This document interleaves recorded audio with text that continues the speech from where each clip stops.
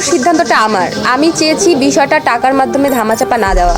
তার ভাই আমাকে সন্ধ্যার দিকে আবারও মেসেজ দিয়েছে, বোন তুমি বিষয়টা মিউচুয়ালি সমাধান করতে পারতো বা করো। হ্যাঁ, তার মানে সে স্বীকার করে নিচ্ছে যে তার ভাই আসলেই এটা করেছে, নাহলে তো সে এটা বলতো না। এবং তারা আমাকে টাকাও দিয়ে এটা ধামাচাপা দেওয়ার চেষ্টা করেছে। বাট আমি অলরেডি কিছু নিউজে আমার চলে গেছে এই খবরটা। সো অনেকে কমেন্ট সেকশন থেকে অনেক কিছুই বলছিল টাকা লেনদেনের বিষয়ে। সো আমি টাকাটা নেইনি কেন, যে আমি তো তাহলে ওই লাইনের খারাপ মেয়ে হয়ে গেলাম। আমি এটা হতে চাইনি। আমি চেয়েছি তার সর্বোচ্চ শাস্তিও, এবং এটা আমার একান্ত নিজস্ব সিদ্ধান্ত। এখানে দাদা কিংবা আমার পাশে আরও যারা ভাই ব্রাদারকে আমি কল দিয়েছি, এটা তাদের সাথে শত্রুতাপূর্ণ বা এরকম কোনো ব্যাপার না। নাম জান্নাতুন তাজরিয়া অরা। আমি একজন অভিনেত্রী, পাশাপাশি স্টুডেন্ট। জাহিদ অন্তু, আপনারা সবাই কম বেশি তাকে চিনেন। সে একজন সিঙ্গার প্লাস একজন ইয়াং বিজনেসম্যানও বলতে পারেন। সে তার বেশ কিছু প্রজেক্ট নিয়ে কাজ করছে।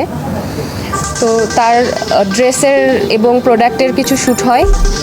তো প্রোডাক্ট শ্যুটের জন্য সে আমাকে নক করেছিল রিসেন্ট, বলেছিল যে প্রোডাক্ট শ্যুট করার জন্য আপনি আমার বাসায় আসেন। বিকজ তার বাসায় তার স্টুডিও, অফিস সব একসাথে। তার অ্যাগ্রো ফরেস্ট নামে নতুন একটা প্রজেক্টে কাজ করছে, সাথে তার ড্রেসের বিজনেসও আছে। তো সেই পারপাসে আমি তার বাসায় গিয়েছিলাম প্রোডাক্ট শ্যুট করার জন্য। তো প্রোডাক্ট শ্যুট করার জন্য গিয়েছিলাম। তো তারপরে কাজের প্ল্যান নিয়ে সে আর আমি রুমে বসেছিলাম। একটা পর্যায়ে যে সে বললো যে প্রোডাক্ট শ্যুট তো ঠিক আছে, এখনও তো ড্রেস আসেনি, 10-12 দিন লাগবে বলে তারপর সে আমার প্রতি ফিজিক্যাল হ্যারাসমেন্ট করা স্টার্ট করলো। এবং সেটাকে বলতে পারেন যে যৌন নিপীড়ন বা যৌন অত্যাচার যেটা বলতে পারেন। এবং আমি এটা বাধা দেওয়ার চেষ্টা করলাম। তো সেখান থেকে সে আমার উপরে অত্যাচার স্টার্ট করলো। এবং আমাকে দেখতেই পাচ্ছেন যে কীভাবে জখম করা হয়েছে। সে বারবার আমার গলা চিপে ধরছিল বেডের মধ্যে এবং দরজা বন্ধ করে আমাকে অনেকগুলো থাপ্পড় দিয়েছে, চুল ধরে টেনেছে। আমি বারবার ওখান থেকে পালিয়ে আসার চেষ্টা করেছি, কিন্তু সে বারবার দরজা বন্ধ করছিল এবং বারবার মারছিল বলে আমি এখান থেকে খুব সহজে বের হতে পারছিলাম না। তারপর একটা সময় যে আমি কোনোভাবে ওখান থেকে বের হয়ে আসি। তার সাথে আমার একটা প্রেমের সম্পর্কই ছিল, প্রেম ভালোবাসার সম্পর্কই ছিল। সেটা দেখা যায় যে অনার্স ফার্স্ট ইয়ারে যখন আমি পড়ি তখন থেকেই। তো তখন হচ্ছে তার কাছে আমার গিটার ক্লাসে মানে গিটার শেখা হতো, মূলত সেখান থেকে আমাদের পরিচয়টা হয়েছিল। তারপর একটা সময় যে তার সাথে আমার একটা প্রেমের সম্পর্ক হয়, কিন্তু প্রেমের সম্পর্ক ফার্স্টে হয় না।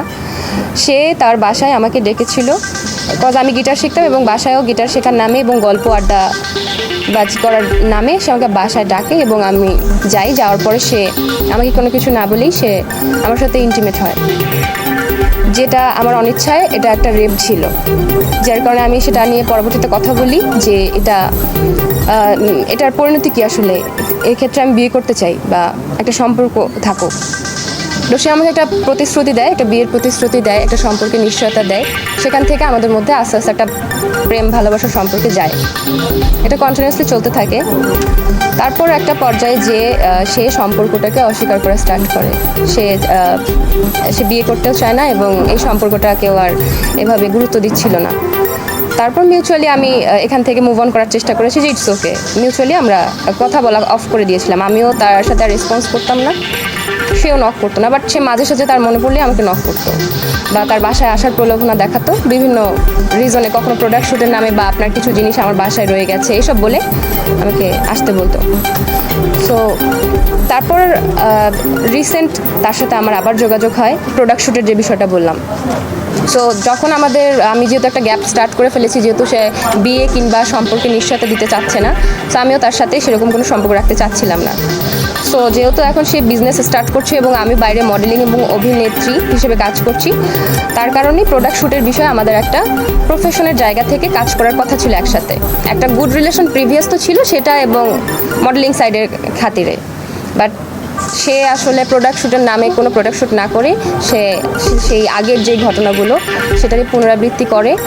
আমি নিজেকে সেভ করতে চেয়েছিলাম, যার কারণে আজকে সে আমাকে এভাবে আঘাত করে। আমি একজন লড়াকু ভুক্তভোগী একজন নারী। হ্যাঁ, এই মুহূর্তে আমার যেটা চাওয়া তার জন্য সর্বোচ্চ শাস্তি হয়। কারণ আমরা এতদিন তাকে একটা মুখোশের আড়ালে একটা সুন্দর পার্সোনালিটি সম্পূর্ণ একজন ভালো সিঙ্গার নামে জেনে এসেছি, কিন্তু তার ভিতরে পুরোটাই পশুত্বে ভরা। আমি দেখেছি সেই নিকৃষ্ট রূপটা। যখন সে অমানবিকভাবে আমাকে মারতো, তার কথায় কাজে যখন মিল হতো না, সে বারবার আমার উপর ঝাঁপিয়ে পড়তো।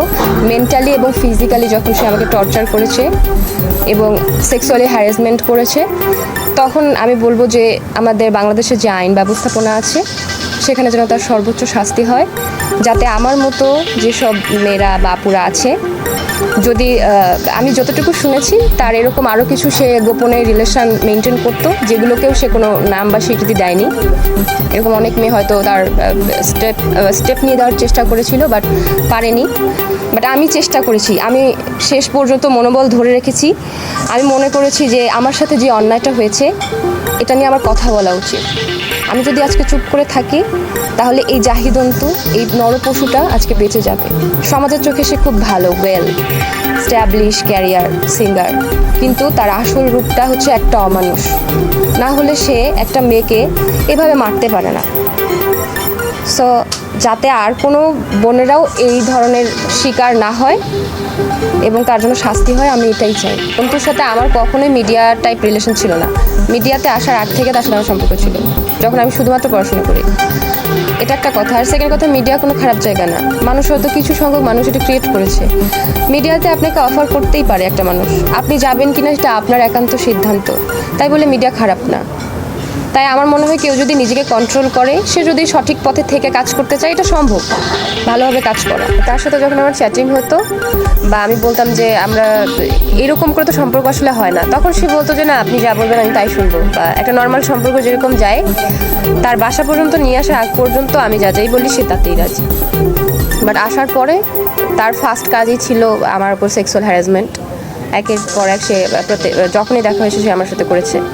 এরপরে তারপর সে সেই সম্পর্ক থেকে কোনো দায়বদ্ধতা বা দায়িত্ব নিতে চায় না, না সেটা মেন্টালি বা অন্য সাইড দিয়ে যেরকম একটা সম্পর্কের মিনিং হয়, একটা নাম হয়, সেটা থেকে সে পালিয়ে বেড়ানোর চেষ্টা করছিল। তো প্রোডাক্ট শ্যুট বিষয়টা হচ্ছে কি, আমরা তো মিডিয়ায় যেহেতু আছি, কম বেশি বাইরেও আমি কিছু প্রোডাক্ট শ্যুট করে থাকি। তো মনে হলো যে ও নতুন একটা, যেহেতু জাহিদন্তু আমার ভালোবাসা মানুষের প্রেমিক ছিল, সো মনে হয়েছে যে ও একটা নিউ বিজনেস স্টার্ট করেছে, আমি তো শ্যুট করতেই পারি। সেই বিশ্বস্ততা থেকে আমি গিয়েছি। আমি তো জানতাম না যে তার মনে সেই আগের পশুটাই বাস করছে।